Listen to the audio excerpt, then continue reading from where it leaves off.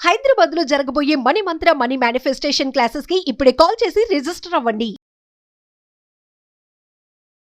Hi viewers, India's largest digital media network Suman టీవీకి స్వాగతం. ప్రస్తుతం మనతో ఉన్నారు motivational speaker and language trainer Vijaya Bangaru Amma. So నిన్న అంటే ఈ కాలంలో కూడా వరకట్నం కోసం ఇంత దారుణంగా చంపడాలు ఉన్నాయా అంటే నిజంగా చాలా బాధాకరమైన విషయం. ఒకసారి అమ్మతో దాని గురించి మాట్లాడదాం. అమ్మ నమస్తే.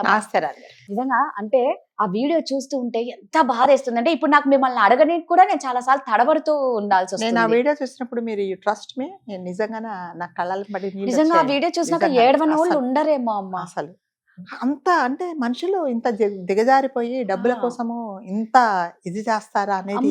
మామ, అత్త, మరిది ముగ్గురు కలిసి చంపడం. హస్బెండ్ కూడా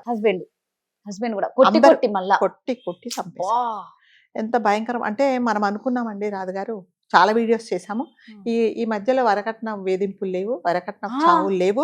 అంటే ఇది వరకు ఉండేది కట్నం తీసుకురాలేదని, ఏదో ఎప్పుడో పెళ్ళప్పుడు ఏదో ఒప్పుకున్నారు, ఇంకొక 10,000 పెండింగ్ ఉన్నాయి, 50,000 పెండింగ్ ఉన్నాయని సతాయించేది మనమైతే విన్నాము. కానీ నేనేమనుకున్నానంటే అంటే మామూలుగా జనరల్ గా ఇప్పుడు వరకట్నం వేధింపులు తగ్గిపోయినవి, వేధింపులు అయితే ఉన్నాయి కానీ ఇంకొక రగా అనుకున్నా. కానీ మనం నిన్న జరిగిన సంఘటన చూసిన తర్వాత నిజంగానే లిటరల్ గా నాకైతే నిజంగా ఏడుపు వచ్చింది అనమాట. మహబూబాద్ లో జరిగిందండి దారుణం. ఒకసారి అమ్మని అడిగి తెలుసుకున్నా. అంటే ఇప్పుడు మనం చూసి వింటుంటేనే మనకు అంత బాధగా ఉంటే, ఆ అమ్మాయి లిటరల్ గా అనుభవించిన అమ్మాయికి ఎంత ఇదిగా ఉంటుందండి.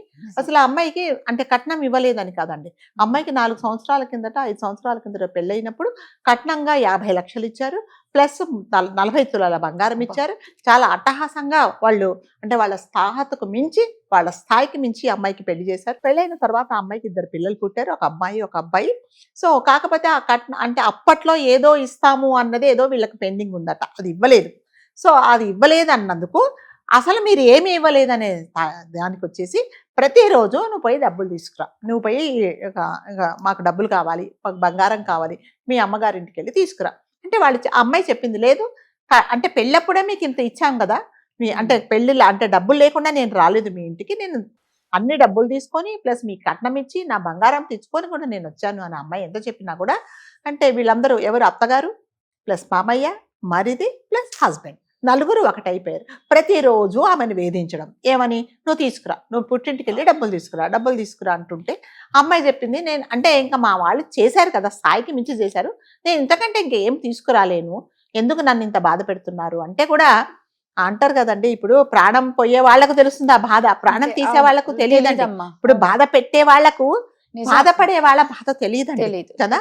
సో అలా అమ్మాయిని చాలా రకరకాలుగా హింసించి ఇంకా ఒక రోజు తారస్థాయికి వెళ్ళిపోయి ఏం చేశారంటే అందరూ కలిసి ఈ అమ్మాయిని ఎలా కొట్టారంటే, అసలు అమ్మాయిని ఇప్పుడు మనం చూస్తే ఒళ్ళంతా గాయాల, ఆమెకి తల తీసుకెళ్లి మంచానికి వేసి కొట్టారు, మళ్ళీ లేచారు, మళ్ళీ లేపి అత్తగారు అంటే ఒక ఆడది అంటారు కదండి, ఆడవాళ్లకు దయాత్త హృదయులు, వీళ్ళు సున్నిత మనస్కులు. తర్వాత 2 పిల్లల్ని అదే కదా మన అంటే ఆడవాళ్ళంటే చాలా వెన్నలాంటి హృదయం ఉంటుంది వీళ్ళకన్నా అన్నది మనము ఆడది అదే కదా. జుట్టు పట్టుకొని ఆ అమ్మాయి ఆమె జుట్టు పట్టుకుంటే అత్తగారు, ఈ మామగారు ఏం చేస్తారంటే కాళ్ళతో తన్నేశారు అమ్మాయిని కడుపులో. అంటే ఎక్కడ విచక్షణారహితంగా అంటే ఒంటి మీద ఎక్కడ స్పేస్ ఎవరికి వీలైతే అంత కొట్టేసి అమ్మాయిని గాయపరిచారు. ఆ అమ్మాయి ఏం చేసిందంటే ఇంకా లాస్ట్కు తట్టుకోలేక పరిగెత్తుకుంటా రూమ్లోకి వెళ్ళిపోయింది. రూమ్లోకి వెళ్ళి గొళ్ళెం పెట్టేసి ఒక ఫ్రాక్షన్ ఆఫ్ సెకండ్స్ అమ్మాయికి టైం దొరికితే లోపలికి వెళ్ళి వాళ్ళ నాన్నకి పొంచిస్తుంది, నాన్న నన్ను కొట్టి చంపేస్తున్నారు నాన్న, మీరు ఒకసారి రండి అన్నది. అయితే అంత లోపల వీళ్ళు ఏం చేశారంటే ఒక గుణపం తీసుకొని తలుపులు బద్దలు కొట్టేశారండి. బద్దలు కొట్టేసి మళ్ళీ అమ్మాయిని కొట్టడం మొదలు పెట్టారు. నువ్వు మీ నాన్నకు ఫోన్ చేస్తావు, ఎవరు వస్తారో రమ్మని, అందరూ సవాలే పోవాలి ఇక్కడి నుంచి అన్నట్టుగా. అంటే అంటారు కదండి, ఒక కిరాయి గుండాల్లాగా లేకపోతే ఒక రాక్షసుల్లాగా అమ్మాయితో ప్రవర్తించారు. లాస్ట్కి అమ్మాయి స్పృహ తప్పి కింద పడేలాగా కొట్టినప్పుడు వెంటనే వాళ్ళ నాన్న వాళ్ళ అన్నయ్య ఇద్దరు వచ్చారు. అప్పటికే పాపం వాళ్ళ నాన్నగారికి ఒంట్లో బాగలేదట, అయినా కూడా వచ్చారు. ఏంటి మా అమ్మాయిని కొట్టి చంపేస్తారంటే అవును కొడతామనేసి ఆమె ముందరే, ఆ అమ్మాయి ముందరే వీళ్ళ నాన్నను వీళ్ళ అబ్బాయిని వీళ్ళ అన్నను కూడా కొట్టారు వాళ్ళందరూ. అంతమంది కొడితే అంటే అలా అటాక్ చేసినప్పుడు అండి, ఇది సినిమా కాదు, మనం మళ్ళీ వెదురు ధనధనం అని కొట్టడానికి.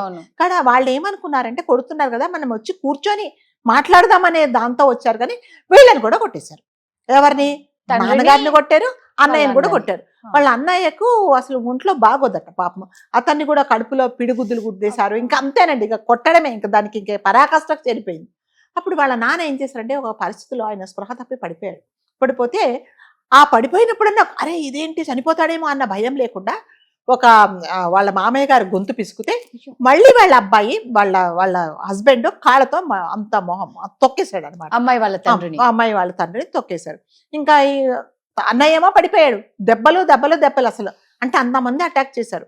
అప్పుడు ఏమైందంటే ఇంకా ఈ అమ్మాయికి ఇక కాళ్ళు పట్టుకుందంట. అత్తయ్య మా నాన్నని చెప్పకండి, చనిపోతాడు, ప్లీజ్ ప్లీజ్ వదిలిపెట్టండి అని అంటే కూడా అసలు వదిలిపెట్టలేదంట. అంటే నోరు తెరవకుండా కొట్టేశారండి ఆయనని.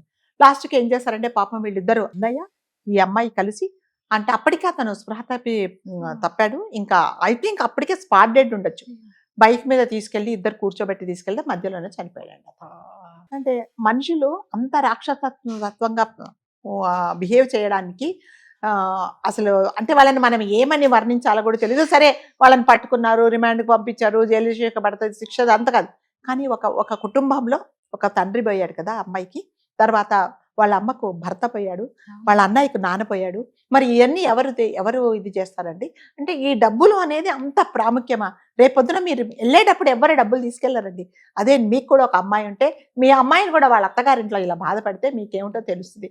ఎంత భయంకరంగా అంటే ఆ అమ్మాయిని మనం చూసి ఎక్కడ చూసినా దెబ్బలే. ఆ చంటి పిల్లలు అసలు వాళ్ళకి ఏం చేయాలి? చంటి పిల్లలండి, ఐ థింక్ 3 సంవత్సరాలు 2 సంవత్సరాల పిల్లలే ఉండొచ్చు ఆ పిల్లలు కూడా. పిల్లల మెంటల్ కండిషన్ ఎలా ఉంటుందో చెప్పండి. అంటే అంత భయంకరంగా కొట్టేసి ఏమాత్రం మెర్సిలెస్ గా వాళ్ళు మళ్ళీ నోరు తెరిస్తే కొట్టేశారు. నోరు తెరిస్తే వాళ్ళ మాట సమాధానం ఏంటంటే కొట్టడమే. రక్తాలు వచ్చేలాగా కొట్టారండి. అసలు నిజంగా అది చదువుతుంటే నాకు అనిపిస్తుంది నిజంగా అమ్మాయి ఎలా భరించిందో ఏమో. ఇప్పుడు దెబ్బలు భరించడం ఒకటి, తండ్రిని పోగొట్టుకుంది. ఇప్పుడు తన అమ్మాయి ఏమంటుందంటే నేను చనిపోయినా బాగుండేది, ఆ దెబ్బలకు నేను ఓర్చుకున్నా బాగుండేది, మా నాన్నని పిలిపించి నేను ఇక్కడ చంపించాను అని అమ్మాయి అంటుంది అనమాట. ఎంత బాధ చెప్పండి. అంటే జనాలు ఎలా తెలుసుకోవాలండి, ఈ డబ్బులు అనేది శాశ్వతం కాదు. రేపొద్దున మనకు కూడా ఇదే పరిస్థితి వస్తుంది, మన పిల్లలకు కూడా ఇదే వస్తుంది. చనిపోతే మరి మనకు కదా పిల్లలు, తల్లి లేని పిల్లలు. ఎందుకంటే నీ ఇంటికి నిన్ను నమ్మి నీ వంశాన్ని ఉద్ధరించడానికి మీ ఇంటికి వచ్చి అంటే మీ వంశంలోనే పిల్లలే కదా, ఆ పిల్లలకు తల్లి లేకపోతే ఎలా, లేకపోతే తండ్రి లేకపోతే ఎలా, నేను ఈమెను ఎందుకు ఇంత బాధ పెడుతున్నాను అనేది అది ఏమి ఆలోచించకుండా విచక్షణ రహితంగా ప్రాణం పొయ్యేలాగా అమ్మాయిని కొడుతూ ఉంటే తప్పించుకునే ఉపాయం లేక ఎవరికి చెప్పుకోవాలో అర్థం కాక తండ్రికి చెప్తే తండ్రిని కూడా అలా భయంకరంగా కొట్టారండి. ఇప్పుడైతే పాపం తండ్రి అయితే లేడు, చనిపోయాడు అతను. ఆ అమ్మాయి చూడండి ఎంత బాధ, వర్ణనాతీతం అనమాట. కాబట్టి దయచేసి అంటే మనము ఎక్కడున్నామో మనుషుల మధ్యలో ఉన్నామండి, మనం ఎక్కడ అంటే రాక్షసుల మధ్యలో లేము, అడవిలో లేము. ఒక్కసారి ఇంగిత జ్ఞానం ఉపయోగించి మనం ఏం పని చేస్తున్నాము, ఎందుకు ఇలా చేస్తున్నాము అని, వాళ్ళు కూడా మనుషులే కదండి.